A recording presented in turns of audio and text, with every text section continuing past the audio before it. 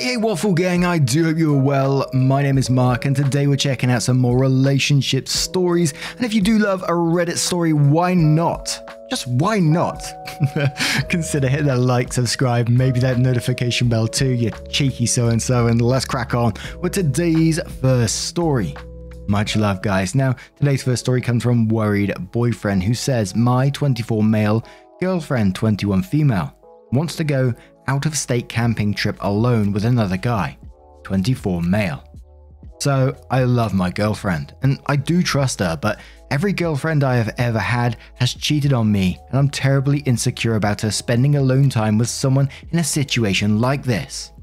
We have been together for 2 years now. I met her my senior year of college because my college town was her hometown. I moved up to her college town to live with her after I graduated, and I found a great job there. For months she's been talking about us going to Maine to camp for a week for vacation with one of her best friends. Let's call him Kyle, and his girlfriend. I've never met Kyle since she lives 2 hours from him now, but she was very open with me when I asked her about him. He's been one of her closest friends since middle school. They liked each other for a bit throughout the years, and the summer after she graduated high school she had sex with him, but it never went anywhere because she was going to school and he ended up meeting this girl, his current girlfriend, let's call her Anna, soon after. They've been together since. So I was all down for a couple's trip. Well, recently I found out the week they had planned I'm being sent out of state for business and can't take off. And now Kyle's girlfriend can't go either, so it will just be my girlfriend and Kyle on the coast of Maine, camping and spending alone time together for a week. I asked her what Anna thinks of this, and she said she's only met Anna a few times, that she knows my girlfriend and her boyfriend had a sexual past, but that it's okay because she trusts him and knows how excited my girlfriend and him are to catch up and see a new state. I want to tell her no, but I can't be that boyfriend. It's the only week she's been off between summer and fall semester, and she said her friend Carl is moving to North Carolina for a new job in September, so she'll probably not see him for a long time. It wouldn't be fair to expect her to stay home her only week off school because I have to go on a business trip either. But I can't help but feel it's unfair to me to run off with an old flame / current friend. It just seems really off to me. I've never met this guy, I don't know his motives, and he's going to be sleeping with my girlfriend and our dog in a tent for a week. How do I tell her I don't want to go alone together without being a controlling douchefuck? Thanks, Reddit. And we do have updates to this post as well, but Montaron says, tell her you don't feel comfortable with her going alone with a guy. Make it about your feelings, not about her cheating, which OP replied saying, I tried this at first. She just brushed it off kinda. Worried boyfriend, I've known him most of my life, and we've had these plans for months. Just because you can't come suddenly doesn't mean I should rearrange my plans for my only week off for you when you won't be around anyways. I want to go hike and see the cliffs and coast, not to elope with a good friend. Montaron replies to that one saying, well, do you feel you can trust her not to do anything? Will they be sleeping in separate tents? OP replies saying no, they will be sharing her 2-person tent. It's a backpacking trip, so obviously all their food, clothing, cooking supplies, water filtration system, gear, everything will be carried in backpacks for that week. As a fellow backpacker, I do understand that it's a ridiculous idea to ask them to both buy compact single-person tents. Expensive, and even much more ridiculous to ask them to each bring their 2-person tents. Too much of a load when they could divide it up. I trust her not to cheat, but something about spending a week alone in the forest with someone is just so intimate, and that scares the fucking hell out of me. The trip alone just feels like emotional cheating. Maybe I'm overreacting. A deleted user says, I'd let her go. If she's going to cheat, she's going to cheat. You can try to stop it, but it doesn't change anything. She'd still have feelings for him, and you'll just be the obstacle that stood in her way. Or she doesn't have feelings and you'll be the jealous boyfriend. Let her go. If she comes back and nothing happened, awesome. If something did happen, as the muggles say, truth will out. Potato Muffin Mafia says, great name, in quotes, I want to tell her no, but I can't be that boyfriend, and then says yes you can. I would absolutely be uncomfortable with this. They have a sexual history, and them going on this scenic trip together is a disaster waiting to happen. The fact that she's shrugging off your feelings is the biggest red flag of all. If I were in her shoes, I wouldn't even think going alone with my friend would be an option. Opie replies saying, I haven't exactly told her how uncomfortable it makes me yet. She loves me and would probably call off the trip to not hurt me. I just wanted to ask Reddit if I even have a place to ask her to. I didn't want to tell her not to go and everyone think I'm a controlling asshole for it. I let my jealousy and insecurities get the best of me a lot, so I just wanted to make sure this wouldn't be one of those times. Potato replies that saying you should ask her to call it off. Also, you should be less concerned about what other people think. Your feelings are your feelings, whether they are justified or not. To which Opie replies saying, yeah, but her thoughts of me, her friends' thoughts of me, and her family's thoughts of me are very important.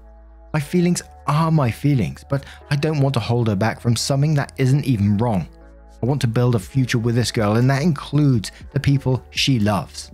I want her mother and father and her sister to want me in the family. Family is so important to us both. And one more comment from the other side, from SillyPuppy215, who says, I'll be downvoted for this, and I do understand your concern, but I do think you are overreacting. This trip has been planned for a while. You and his girlfriend were invited and supposed to come. This isn't some sort of secret rendezvous where they have sex all week behind your and his girlfriend's backs. They're sharing a tent because it's practical, not because they want to snuggle. I understand that the situation puts you in an awkward spot, but to ask her not to go because you are uncomfortable is controlling. You'd be asking her to not see her friend to calm your own insecurities. If you stop her from going, she's going to resent you from stopping her from seeing a good friend at what sounds like the only time either of them will have free in a while. And you'd basically be telling her that you don't trust her when she says she doesn't have feelings for him. Try to put yourself in her shoes. Don't just say, well, obviously I would cancel the trip, but like really think about it. Think about a friend of yours that you have an equivalent platonic emotional attachment to, and how you would feel to have your girlfriend say that she doesn't want you alone with him/her.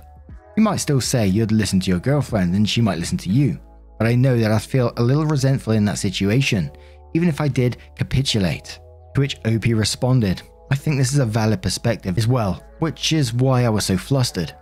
Especially because she's bisexual and the way she described it doesn't find men sexually attractive off the bat, only after developing an emotional connection with them.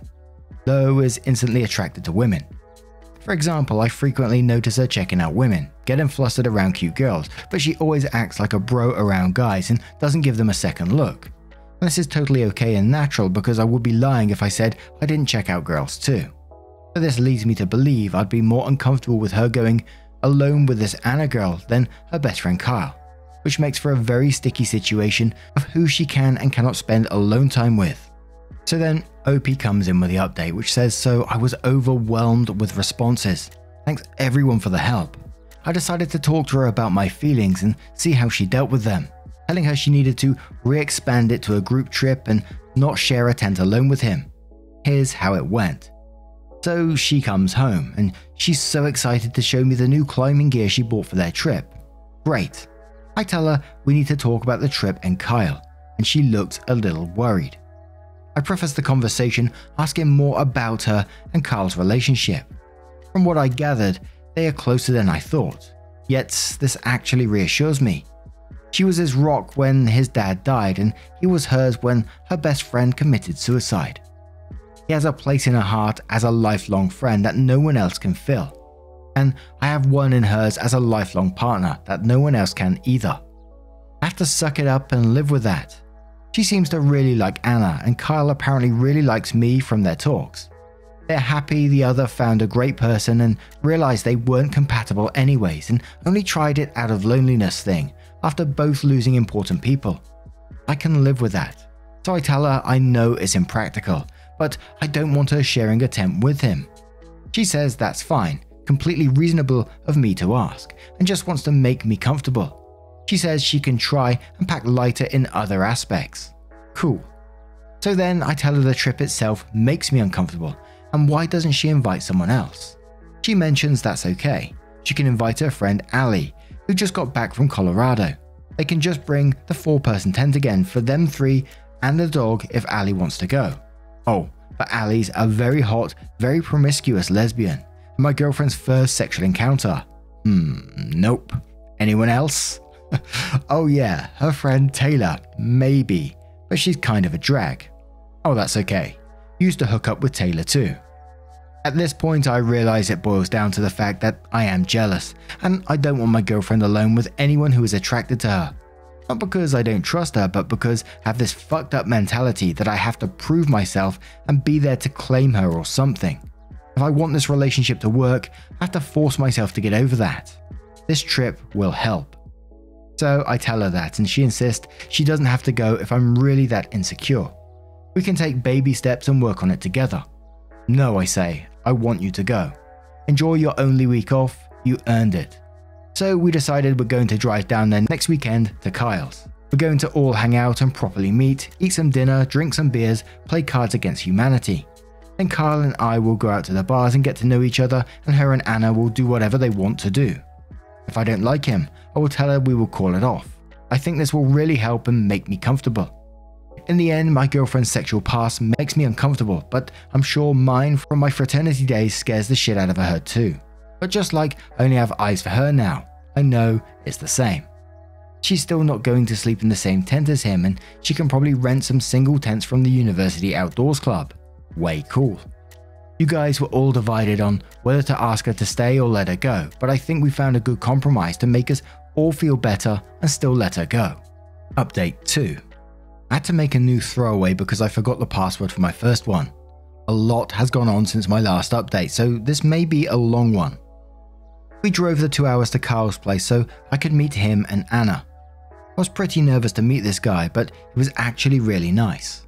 We all hung out for a bit, pounded back some drinks, talked, played a card game. I paid a lot of attention to the dynamic between those three.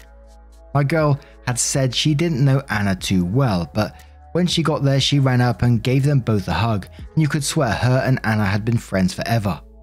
Her and Kyle reminisced a lot about high school and caught up, and Anna didn't look comfortable at all about their friendship. So we're just hanging out for a while, all getting to know each other, and I had a good time. We get some pizza and our girls are already getting pretty drunk.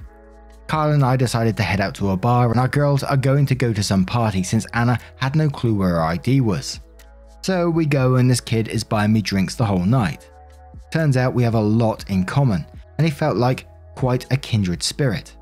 We talked about music and skating and had a pretty good talk. He told me he's proposing to Anna once him and my girlfriend get back from Maine, and how excited he is to start a new life with her in another state and yada yada. The drunker he got, the more he went on about how wonderful she was, which was pretty nice, I guess. He also talked a lot about how he's so sad we couldn't go anymore because he was looking forward to backpacking with us all, and it won't be the same without Anna there, and how my girlfriend says it won't be the same without me there. At one point there was a group of these really drunk girls trying to talk to us and invite them to their place to hang out, and he pretty much told them to fuck off. When they left, he went on about how he hates sluts and the bar scene, and how on earth people could possibly find a connection with someone in one night. He tried to reassure me him and my girlfriend had no feelings for each other, and them hooking up was a really fucked up point in their life, and he's upset he even jeopardized a childhood friendship to mix something like that in the picture at the time. That his dad had just died and he was fucking with heroin, that she had just lost her best friend to suicide and was self-harming, that they were fucked up, lost, lonely, and desperately trying to fill a void that really couldn't be filled at that point. He also told me that he's really glad she found me and that I make her so happy, and that he hasn't seen her so happy in his life, that he really cares about her, so he's glad she's got someone who makes her light up the way I do. So we go to another bar, both run into some friends and play some pool. This kid just kept buying shots against my request, and I don't really remember too much after this. I just remember waking up in the middle of the night on Carl's futon alone, rolling balls. It's like 4 AM. I get up to use the bathroom and to see where my fucking girlfriend and Kyle and Anna are. His bedroom lights on and I hear these really weird noises, like gasping noises. I'm starting to worry. Get off the futon, almost trip over Kyle who is passed out on the floor. Okay, go into his bedroom and there's my girl and his girl in his bed. You know where this is going, right? Yeah, they're watching A Walk to Fucking Remember and crying and holding each other and wiping tears from each other's faces. I can't make this shit up. Apparently we ended up going to this party after and meeting up with the girls and all doing a bunch of Molly together. I think everything went better than expected. When we got back home, Anna and my girl were texting constantly about how they wished they lived closer, and it's so rare to find girls they get along with and all that shit. So I decide, yeah, I'm definitely going to let her go on this trip, and I did. She ended up borrowing 2 single-person backpacker tents from people in a university outing club she's friends with, and off she went. I had a great time on my work trip. They stopped at an e-cafe once they got out of the woods to send us a big album of pictures, and they looked like they had a lot of fun. They found this place on the coast where the sand was all black, and my girlfriend brought some home for me, as well as a really nice handmade hunting knife she bought from some old biker dude they met. They even took the time to draw this big picture in the sand that said, "We miss you OP," and Anna, which I thought was sweet. I can say, I truly, honestly believe no form of betrayal happened from either party on that trip. This guy seemed like a really genuine guy when I visited. He posted pictures a few days ago of him proposing to his girlfriend, and even texted me that he can't wait to see me and my girl at the wedding next summer. Anna and my girl still text all the time, and I really find it hard to believe that A, my girl would do that to Anna and still be a friend now, B, Carl would cheat on someone he wants to marry, C, that my girlfriend and Carl did actually have feelings for each other, still, / real feelings ever, and D, that Carl was lying to me. I know for certain that she would have told me if anything happened, and I just really didn't get that vibe from these people. I could see why he was her best guy friend. He was a really genuine, giving soul.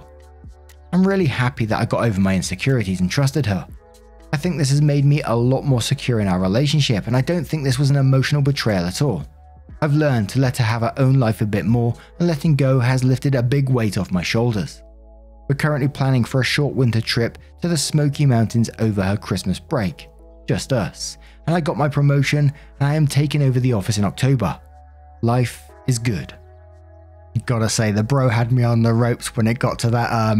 He woke up in the middle of the night and he was hearing like gasping noises coming from the room. I thought, oh dear, my Reddit brain kicked in. I thought, it's cheating. It's gotta be cheating. And they were just having a good old cry.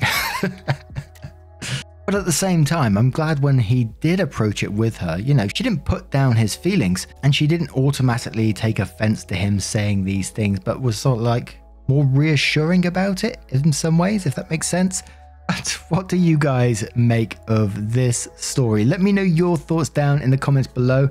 And before we finish up, we're going to cover a story from Stories About Kevin. I don't know if you've heard of these before, but the subreddit is, as the description of, a Kevin is someone who is consistently or greatly shows a lack of intelligence through incompetence of social and societal norms, or is purposeful antagonistic in their poor decision making. So take it that way you will. And it's from Laser Moon Centaur, who says, I fired Kevin after one day of amazing stupidity, so brace yourself. Originally posted on r/ask Reddit, and someone suggested I post it here. Probably one of the stupidest people I've ever met. He was a 26-year-old male and turned up an hour and a half late the first day. He was brought in by his mum, which I thought was kind of odd for a grown man. I let that slide, but then things just got worse. It was a small roadside cafe/eatery, so I thought I'd get him started on small duties to ease him into the way of the place. I asked him to put new toilet paper in the toilets. A minute later or so, I hear him yelling, OP! It won't fit on the toilet roll holder. I'm like, what? That's a pretty simple thing. He calls out again, so I tell him to bring it to me so I can show him. He's carrying a roll of paper towel. It's almost 3 times the length of the TP holder. Kevin, I say, that is paper towel. He replies, no it's not. I say, yes it is. Have you ever seen toilet paper that big in your life? He replies, no. Right, furthermore, and probably more perplexing, can you not see that this massive roll couldn't possibly fit on this small bar? He said, yeah, I thought that was odd. Oh boy, well the day goes on, and after the kitchen is pretty much closed except for pre-cooked baked goods, I get him to have a general clean and ask him to make sure he wipes down all the benches. I leave him to it as I assume he's doing fine. Korong? One of the other staff comes and says we've run out of toilet paper, and I'm like, what? That's not possible. Sure enough, all the packs are torn open and empty except for the rolls on the holders. At this stage, I realize there can only be one culprit and call Kevin over. Did you do something with the toilet paper? What the fuck is with this guy and toilet paper? He says, yes, I used it to wipe down the benches in the kitchen. So OP replies, you used 8 rolls of TP to wipe down the benches in the kitchen. Why are you using toilet paper to wipe down benches? He says, I don't like using the dishcloth. I say, who taught you to wipe down benches with toilet paper? Have you ever seen anyone wipe down benches with toilet paper? He says the cloth was dirty and I didn't want to clean it out. By this stage I'm thinking, day's nearly over, just let it go and I'm sure it will work out fine. Yeah, you know what's coming. Kevin strikes again, and this time it's beyond moronic. So I've got him on serving customers pastries and the like, because all you have to do is take it out of the glass bay, put it on a plate and give it to them. He doesn't even have to ring it up, just pop on a plate and give. Well, one of the customers orders 3 scones with jam and cream. He's behind the counter doing his thing and I have a little peek and see, yes, he's cut them in half and managed to put jam and cream on them. About a minute later, the customer brings the scones back to the counter. There's something really hard in these scones. I bit down and it was like crunching on a rock or something. Of course, I'm puzzled. Oh, I'm really sorry about that, when Kevin cuts in. It's probably just the seeds in the jam. Now, there's something about the way he says this that makes my alarm bell ring. Show me what you put on these scones. And I start marching towards the prep bench. Sitting on the bench is a bowl of whipped cream and next to it, in a plastic bag, is a broken glass jar which contains the jam. The motherfucker is feeding the customer broken glass. I didn't think it would be a big deal. I say, are you fucking insane? I grab the plate of mostly uneaten glass infused scones. How is anyone supposed to eat this? To my utter amazement, he proceeds to eat them in front of me, all the while crunching on the glass and flinching every time he does. I'm paralyzed, dumbfounded. When he finishes eating them, he says, do you think I should go to the hospital? I said, you're fired. Now, I'm not even going to get into the fact that you're putting whipped cream on scones to begin with. Holy moly. The Brit in me is heating up right now. Don't hate on me. It might be just how you serve them. You might all serve them in different ways, but we have clotted cream. And I'm not sure what to make of that guy. How does someone like that function in society? Absolute mad. And I'm going to ask you one more real question before we go. Jam first or cream on your scone? Let us know your thoughts down in the comments below. And just a thank you for spending so much time with me today. Getting involved in the stories, your love, support and time always means the absolute world to me. So thank you so much, and hopefully I will see you in the next one. Take care and much love. Wake up, get up, stretch my legs, eat some breakfast, milk and eggs, brush my teeth up, wash my face, throw my clothes on, start my day. Wake up, I can smell the smoke from the bacon. Let's go, see the sun shining from the windows. Okay, I know that today